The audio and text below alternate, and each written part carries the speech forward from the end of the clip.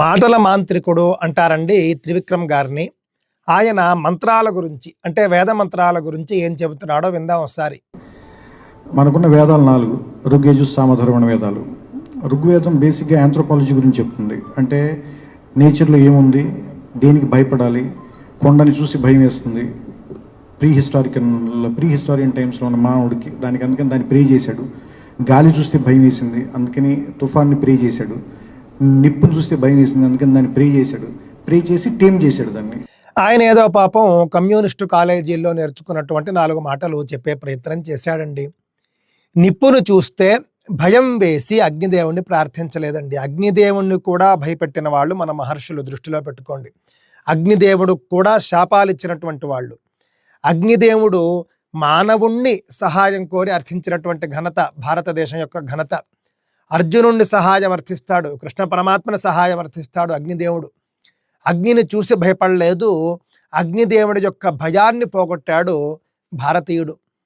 నీటిని చూసి భయపడలేదు భారతీయుడు, శ్రీరామచంద్రుడు సముద్రానికి కూడా బాణాన్ని ఎక్కుపెట్టి సముద్రాన్ని కూడా వంచాడు. నీటిని వంచాడు తప్ప నీటిని చూసి తాను వంగలేదు.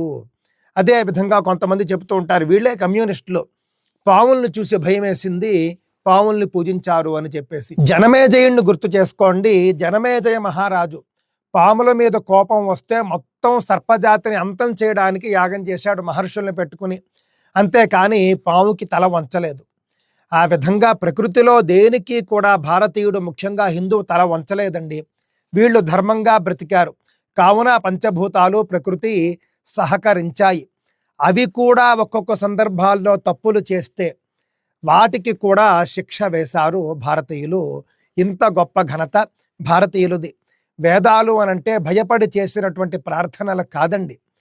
ఆయా లోకపాలకులకు మానవులు అంటే మహర్షులు యజ్ఞాల ద్వారా ఇచ్చేటటువంటి బలం వల్లనే వాళ్ళు లోకపాలకులుగా లోకాలను పాలించగలుగుతారు అనేటటువంటి వేద శాసనంతో చేశారు పూజలు.